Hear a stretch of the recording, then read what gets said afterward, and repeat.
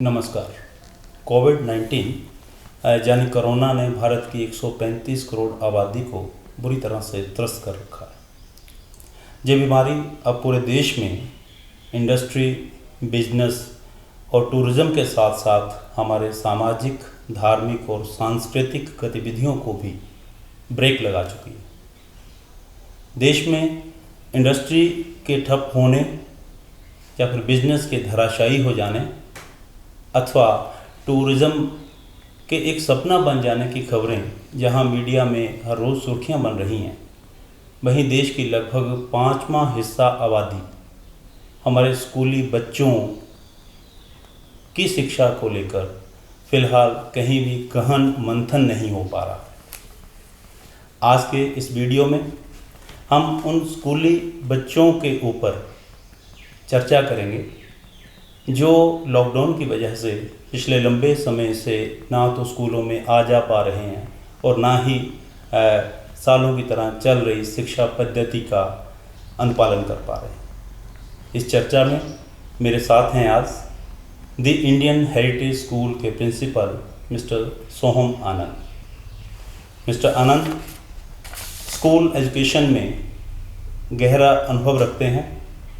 वह स्कूल शिक्षा के मामले में उम्दा काम भी कर चुके हैं। उनके पास Lawrence school Sanawar, army school Patiala, Tata school Mithapur Gujarat, JK school Jammu और कश्मीर, असम वैली स्कूल असम के साथ साथ अमेरिका में भी पढ़ाने का अनुभव है। वह अध्ययन और अध्यापन में विद्यार्थी के भीतर छिपी प्रतिभा को बाहर निकालने के फलसफे पर दशकों से काम कर रहे हैं। तो आइए आज इस चर्चा पे उनके साथ बात करते हैं। प्रिंसिपल सोहम आनंद। कोरोना का जो वायरस है उससे पूरी दुनिया जूझ रही है एक तरह से, है ना, और ऑलमोस्ट पूरी दुनिया इस समय लॉकडाउन में भी है। भारत भी इससे अछूता नहीं है। तो मेरा सीधा आपसे सवाल ये है कि ये वायरस जो है वो स्कूल एजुकेशन पर क्या असर डाल रहा है? मतलब what is the impact of virus on school education in India especially? Yes, it's a very interesting question, you see, which all people who are associated with education, जो education से जुड़े हुए हैं, उनके जहन में ये प्रश्न बार बार आता है कि एजुकेशन के ऊपर ये कोविड-19 का इम्पैक्ट क्या होने जा रहा है या क्या होगा। I think it is a little too early to understand the impact. You see, लेकिन कुछ चीज़ें हैं जो बिल्कुल साफ हैं, बिल्कुल they are very clear on the horizon and we can very clearly see कि what are the likely impacts going to be. You see, the first thing is, it is simple, the academic session. See, now the big question that is constantly harassing the parent is what is going to be the future of this current session, current academic session. See, now that's what I said. It is little too early to understand that, but still, at the moment the schools are shut. See. And personally, I do not see any possibility of the schools opening in near future at all. See, even if the schools open in September के महीने में भी अगर school खुलते हैं तो उसके बाद एजुकेशन का जो रिमेनिंग सेशन है उसका क्या स्वरूप होगा। You see what shape it will take. You see, obviously मोटे तौर पे ये कहा जाएगा कि ठीक है, आप जो कोर्सेज हैं उन्हें कर्टेल कर दीजिए, उन्हें कम कर दीजिए। जैसे आप कितना कम करेंगे? जैसे 60% करेंगे, 70% कोर्सेज करेंगे।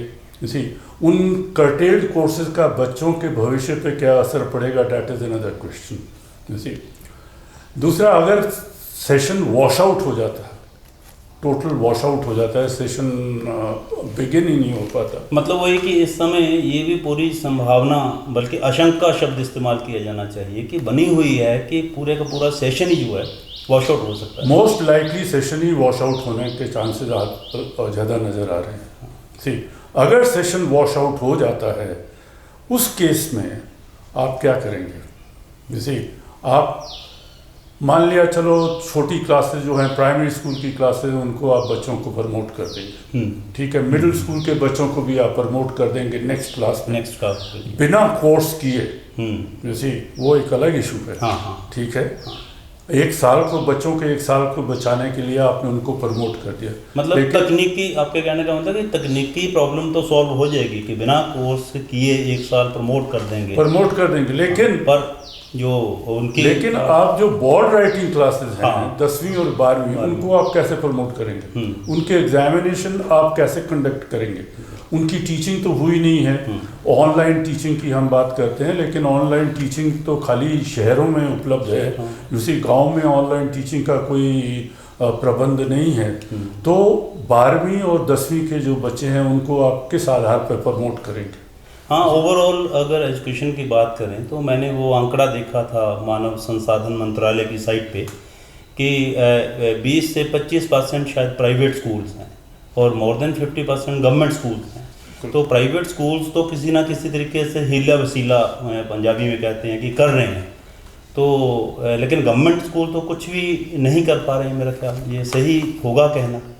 That is the point that I am trying to make.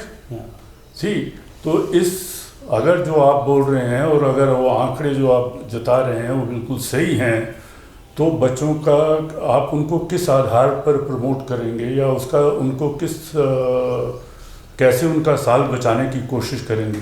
C, 2 issue हैं। एक तो उनका 1 साल कैसे बचाया जाए, दूसरा जो उस साल के साथ जुड़ी हुई एजुकेशन है, जैसे उसको कैसे उन तक पहुंचाया जाए, उसकी भरपाई कैसे होगी, उसकी भरपाई कैसे होगी? नहीं हो पाएगी। ये कोरोना तो मतलब पक्के तौर पे जो है हमारे रास्ते की बेड़ी बन गया है, पक्के तौर। तो बहुत मुश्किल है उसकी भरपाई कर पाना। ठीक है, आप ऑनलाइन एजुकेशन की बात करते हैं, ठीक है, let me bring in this online education. नहीं, ऑनलाइन एजुकेशन पे हम आते हैं। मैं वही एक चीज़ देख रहा था कि सरकार, जो भारत सरकार है खास तौर से, तो वो कोरोना से लड़ने के लिए जो संभव बन पा रहा है, मैं समझता हूँ कि प्रयास कर रही है। लेकिन देश में जो सरकारी आंकड़े हैं कि इस समय 24 करोड़ जो विद्यार्थी हैं वो कक्षा 1 से लेकर 12वीं के हैं, और लगभग 1 करोड़ टीचिंग फैकल्टी से लोग जुड़े हुए हैं, तो 25 करोड़ लोग हो गए एक तरह से। और इनके अगर परिवारों को मिला लिया जाए तो कम से कम 50 करोड़ जो आबादी है जो शिक्षा से जुड़ी हुई है, देश की 50 करोड़ 135 करोड़ में से। तो आपको नहीं लगता कि इस 50 करोड़ का जो भविष्य धूमिल होता नज़र आ रहा है, इस और उतने ध्यान नहीं दिया जा रहा जितना दिया जाना चाहिए?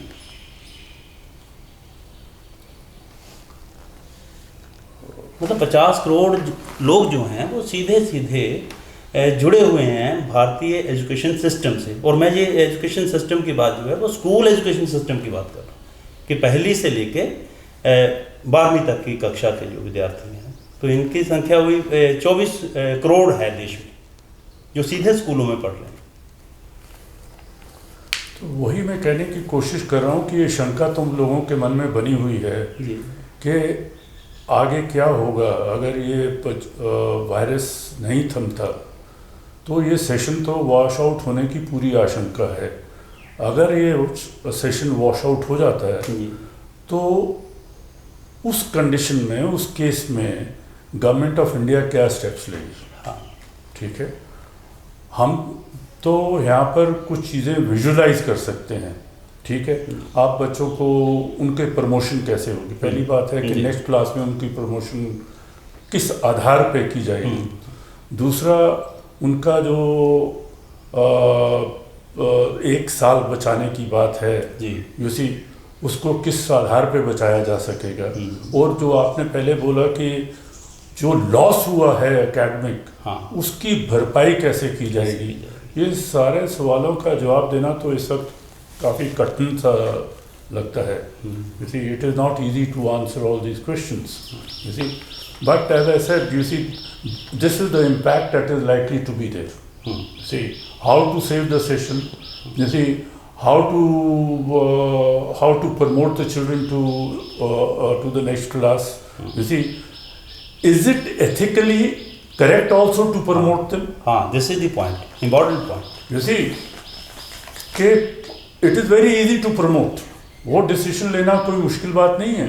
But is it ethically and morally correct to promote the children to another class when they have missed out one full academic session and the studies attached to that session? हाँ, See, जी जी, वो gap जो रह जाएगा वो भरा ही नहीं पाएगा, वो नहीं भर पाएगा. कभी भर नहीं पाएगा. तो एक इम्पैक्ट तो एजुकेशन का ये है. जी, दूसरा ये है कि the impact of on the schools themselves. See, financial loss ज़रूर होगा. स्कूल्स को काफ़ी फाइनेंशियल लॉस होगा. स्कूल्स को अपने को नए तरीके से ढालना पड़ेगा एजुकेशन को बच्चों तक पहुंचाने के लिए. You see, the schools will have to refashion and remodel their thinking, their strategy to make education reach the children. You see, now some school may not have that sort of an infrastructure. Like you said, the government school doesn't have that infrastructure. Private school in cities may still make some education reach the children. See, through means of online classes. You see, through means. मैं वही कह रहा था कि ये मतलब online learning है क्या है, मतलब इससे लेके जो क्या चुनौतियां सामने आ रही हैं ऑनलाइन लर्निंग के. देखिए, पहली बात तो यहाँ पर ये साफ हो जानी चाहिए कि online learning can never be a substitute for actual learning और एक्चुअल स्कूलिंग. हाँ, this is the point, main point. It can never substitute an actual school learning experience. ठीक है, पहली बात तो ये बिल्कुल क्लियर हो जाए. ठीक. उसके बाद जो क्वेश्चन आती है कि ऑनलाइन लर्निंग के अलावा इस वक्त कोई दूसरा हमारे पास विकल्प भी नहीं है. विकल्प नहीं है. विकल्प नहीं. तो ऐसे में समस्या ये उठती है कि स्कूल्स के पास जी इंफ्रास्ट्रक्चर है ऑनलाइन एजुकेशन को बच्चों तक पहुंचाने के लिए. इसी एक तो चलो प्राइवेट स्कूल्स हैं जो जिनके पास who are economically well off, financially well off, and based in cities, they can afford to conduct online classes maybe a little more efficiently. But what happens in the villages? What happens in smaller towns where there is a problem of connectivity? The schools do not have the infrastructure. You see, the teachers may not be tech savvy. The teachers themselves may not be tech savvy. Her teacher computer expert तो है नहीं. ठीक है. तो ऐसे में इसी online education effectively बच्चों तक पहुंचाना भी एक चैलेंज है. हाँ, मैं वही देख रहा था, बल्कि टीचर्स से कुछ एक से बात हुई है तो वो ये कह रहे थे कि यूट्यूब या अन्य माध्यमों से बच्चों से मतलब इन टच करने की वो कोशिश कर रहे हैं. तो वो कैमरा फेस करने के लिए उतने हैबिचुअल नहीं हैं, तो मतलब यूजली नहीं होते हैं. तो वो एक अपने तरह की समस्या है. मैं आपको अभी बोल रहा था the third impact is psychological impact. जी, वही बात जो आपकी है जी कि हर टीचर साइकोलॉजिकली टेक्निकली या from computer point of view they are not computer literate. उन लोगों को समस्या होगी. The most important thing is the teacher are under great scrutiny. You see, they are under great mental pressure, right?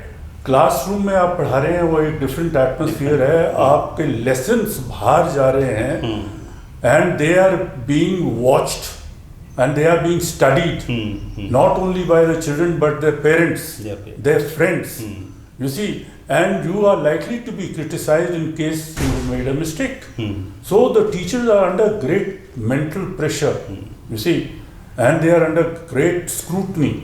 Their performance is being studied and watched more closely than what is normally done in a classroom. See. तो ये आपकी बात से सहमत हूँ कि सच में इस समय जो हमारे टीचर्स हैं उनके ऊपर बहुत प्रेशर है. वो एक तरह से अलग तरह के मनोविज्ञान की उस प्रेशर से गुजर रहे हैं. तो इसका विकल्प क्या है? कोई दिखता है विकल्प? आप एक अच्छे अनुभवी शिक्षाविद हैं, क्या विकल्प? इसका कोई विकल्प तो ऐसा नज़र नहीं आता. अगर यही है कि समय के साथ साथ the teachers will learn. You see, they will learn.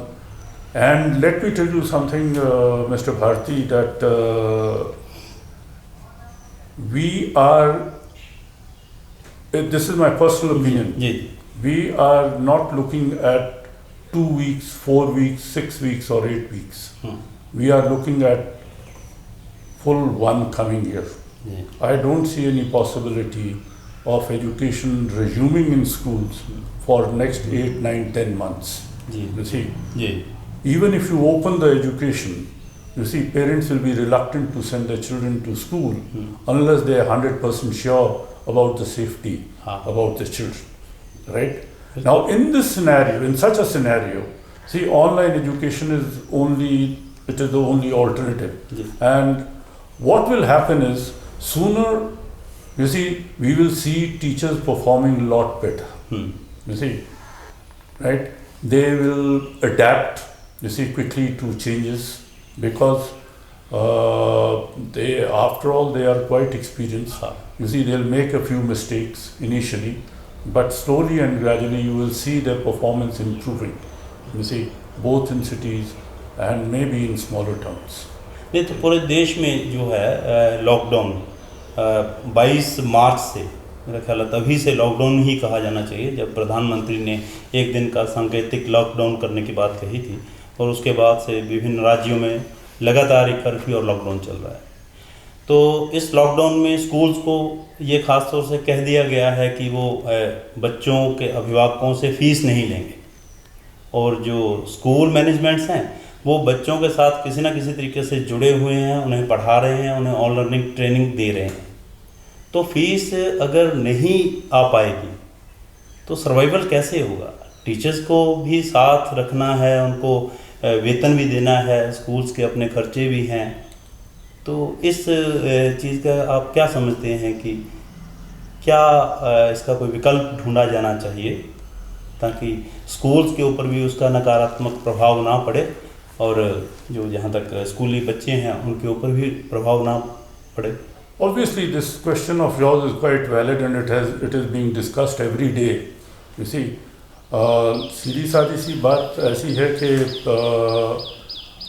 online education is lot more difficult. It is lot more challenging. You see, and it requires a lot more effort and research. You see, online education to make it reach the children. Now, in such a scenario, I do not know why, but the parents have reluctance. They are reluctant to pay the schools. You see, some of them, and even you may have heard this on the media, that it is a sort of a drama which the schools are enacting so that they can charge the parents. I think nothing could be more disappointing than that. You see, to attach motives to what the schools are doing is not correct. We are doing this not because we are interested, we are demanding any money or any fee. We are doing this purely because we do not want the children to suffer. We love our kids, you see, and we do not want any harm to come to them, and that is why we are doing it. Having said this, you see, it is imperative that the teachers need to be paid. They have to be paid. They have to be paid. You see, if we do not pay them, how long will they carry on? You see, now the only source of income that the school has is what they collect from the parents by way of fee. Now, even जो parents अपने बच्चों की फी देंगे उसी से school चल पाएगा, उसी से चल रहा है। उसके अलावा उसके पास और कोई साधन नहीं है। ठीक है, और अगर पेरेंट्स भी रिफ्यूज करें पे करने के लिए जी, तो मैं समझता हूँ कि सूनर और later school will have to shut shop. ये अगर ऐसा होता तो एक नए तरह का संकट जो है वो सामने, बिल्कुल नए तरह का संकट सामने आ जाएगा। You see, schools will maybe give salary for 1 month, 2 months. After that, what? You see, नहीं, इसका एक नैतिक वो भी है पहलू। अगर जो लोग नौकरी करते हैं, नौकरी पेशा वाले लोग हैं, अगर उन लोगों को सैलरी मिल रही है हाँ, तो उनको अपने बच्चों उनका का भी तो ये थोड़ा फर्ज बनता है कि बच्चों की फ़ी तो स्कूल्स को समय पे मतलब जो उसका भुगतान कर देना चाहिए।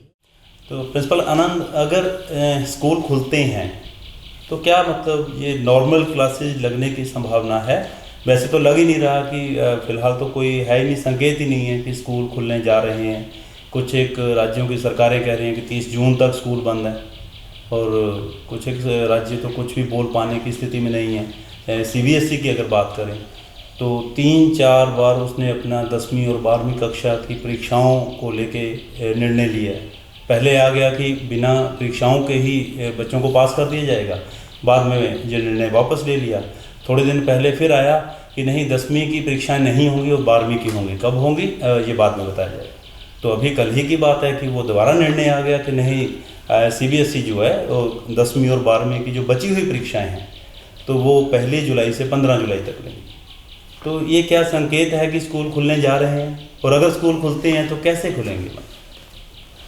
भारती जी, ऐसा है कि ये एक स्थिति ऐसी बनी हुई है अनसर्टनिटी की जहाँ पर कोई भी डिसीशन पहले से लेना वाजिब नहीं होगा। वी डू नॉट नो कि हाउ थिंग्स आर गोइंग और what is going to be the situation you see tomorrow or day after. Anyway, we come back to your question.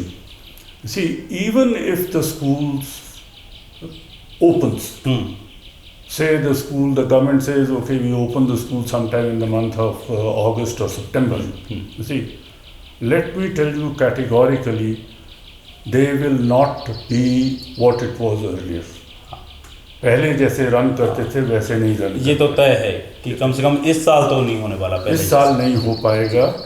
उसके लिए चाहे स्टैगर्ड क्लासेस लगें, चाहे आपको ब्रेकअप करके लगाना पड़े। एक दिन आप सीनियर स्कूल आए, एक दिन आपका प्राइमरी स्कूल आए, एक दिन आपका मिडिल स्कूल आए। जैसे कुछ इस तरीके का, ताकि सोशल डिस्टेंसिंग जो सरकार इतना एम्फेसिस दे रही है उसको मेंटेन रखने के लिए आपको ये क्लासेस, स्टैगर्ड क्लासेस लगानी पड़ेंगी। आपको असेंबली शायद ना करनी पड़े। आपको अपने स्पोर्ट्स प्रोग्राम जो है, आपका स्पोर्ट्स और एक्स्ट्रा करिकुलर एक्टिविटीज़, वो सब ख़त्म करने पड़े। आप जो प्रोग्राम्स या फंक्शंस करते हैं स्कूल में, जैसे कल्चरल एनुअल डे है या पेरेंट्स डे है या फाउंडर्स डे हैं, वो सब आपको कैंसिल करने पड़ेंगे जी। तो ये सब जो आपका पहला प्रश्न था इम्पैक्ट, ये उसी में आ जाता है। लेकिन ये अगर स्कूल्स खुलते हैं तो उनका स्वरूप बिल्कुल बदला हुआ होगा, पहले जैसे बिल्कुल ही नहीं होगा। ठीक है, आपको शायद एक दिन प्राइमरी क्लासेस लेनी पड़े, दूसरे दिन आपको मिडिल स्कूल लेना पड़े, तीसरे दिन आपको सीनियर स्कूल लेना पड़े। डिपेंड करता है आपके पास कैसा इंफ्रास्ट्रक्चर है, उसके आधार पर। अभी सुप्रीम कोर्ट ऑफ इंडिया में कुछ स्टूडेंट गए थे, कॉलेज स्टूडेंट्स, तो उन्होंने रिक्वेस्ट की थी कि जो फ़ी है कॉलेज की तो वो ना ली जाए इस बार। तो सुप्रीम कोर्ट ऑफ इंडिया ने स्पष्ट तौर पे ये मना कर दिया है कि नहीं, वो कॉलेजेस को फ़ीस नहीं लेने के लिए नहीं कह सकते, तो फ़ी तो देनी पड़ेगी। तो स्कूल्स के बारे में जहाँ तक बात है, तो विभिन्न राज्य सरकारें जो हैं वो आदेश बार बार जारी कर रही हैं कि कोई भी स्कूल फीस नहीं लेगा, और लेगा तो उसके ऊपर कार्रवाई की जाएगी। तो ऐसे में स्कूल कैसे मतलब काम चलाएंगे अपना? I think this is very unfortunate. You see, online education के माध्यम से एक तरफ टीचर अपनी जी जान लगाकर ये कोशिश कर रहे हैं कि बच्चों का नुकसान ना हो या कम से कम नुकसान हो। ठीक है, ऊपर से अगर पेरेंट्स या अभिभावक इसी फ़ी देने से कतराते हैं तो इससे ज़्यादा अनफॉर्चुनेट नहीं हो सकती, दूसरी बात नहीं हो सकती। इसी अगर parents are also getting money, they are also being paid, you see, for working at home, घर बैठ के काम कर रहे हैं और उनको सैलरी मिल रहा है सैलरी, तो उनका भी तो फर्ज बनता है कि स्कूल को फी जो है फी, बच्चों की हाँ, वो स्कूल को दी जाए, मुहैया कराई जाए। जी जी इसी और एथिकली भी अगर आप देख लीजिए तो this is not, I don't think so this is a very encouraging situation कि जो पेरेंट्स मना कर रहे हैं कि हम नहीं दे पाएंगे। मान लिया अगर नहीं दे पाते, सपोजिंग अगर नहीं देंगे तो क्या होगा, उसका क्या नतीजा निकलेगा? नतीजा ये निकलेगा स्कूल ऑनलाइन क्लासेस कुछ समय तक चलाएंगे, हाँ, उसके बाद बंद कर देंगे। वो टोटल लर्निंग जो है वो एक तरह से ठप हो जाएगी, ठप हो जाएगी। बिकॉज स्कूल्स कैन, किसी भी स्कूल्स के पास इतने फंड्स नहीं होते, हाँ, इतने रिजर्व्स नहीं होते कि 6, 7, 8 महीने की सैलरी और खर्चे स्कूल के इसे निकल सकें। ज़्यादा से ज़्यादा at the most you see the school will be able to pay for a month, for 2 months and that's about it. हाँ, इससे ज़्यादा वो संभव भी नहीं लग रहा है। तो आपके पास तो बहुत अनुभव है बच्चों के साथ रहने का, स्टूडेंट्स के साथ रहने का, उनके पेरेंट्स के साथ भी आप इंटरेक्ट करते रहे हैं, ICSE बोर्ड के साथ भी आप एसोसिएटेड हैं लंबे समय से। तो ऐसी जो स्थिति पैदा हो चुकी है देश में, तो ऐसी में आप क्या 3-4 सुझाव जो हैं स्कूली बच्चों को देना चाहेंगे, उनके पेरेंट्स को देना चाहेंगे? और ऐसे ही जो 2-3 सुझाव हैं वो सरकार को क्या देना चाहेंगे, बीइंग एन एक्सपर्ट? आप ऐसे कौन से सुझाव? See, of course, I am not really an expert on all these matters, लेकिन अगर ये है कि अगर इस schools, talking purely from the schooling point of view, जिस तरीके के पैकेज सरकार दूसरी इंडस्ट्री को देते हैं, जैसे फाइनेंशियल सपोर्ट, जैसे सरकार कराती है मुहैया दूसरे सेक्टर्स को, उसी तरीके का कुछ financial support, why can't that be extended to the schools? एकदम। See, maybe say for example interest-free loans. Government can extend interest-free loans to the school to tide up the situation. जी। See, that is. हाँ, ये बहुत ही महत्वपूर्ण आपका सुझाव है। That is one. The other thing is the government should come out categorically. You see, and they should come out very categorically and clearly with some very clear instructions to the schools and to the parents. And अभी क्या हो रहा है कि there is no clarity. एक state कुछ बोल रहा है, दूसरा स्टेट कुछ बोल रहा है, सेंट्रल गवर्नमेंट कुछ बोल रही है. We are not very clear about the instructions. There should be one very clear instructions. You see, what are the responsibilities of the schools under such situation, you see, and what are the obligations of the parents towards the school under such situations. Very nice. You see, ekdam se. It should be a very clear picture. At the moment the picture is not very clear. You see, we hear okay, the tuition fee should be paid, the central government says the tuition fee should be paid, the state government says no fee should be paid. So there is no clarity. So it should be absolutely clear. The whole situation, the whole thing should be made very clear. You see, the obligations of the parents toward the school and the responsibilities of the school toward the children. This should be made very clear. Well, ठीक। तो ये थे mister Soham Anand, principal the Indian heritage school Pathankot.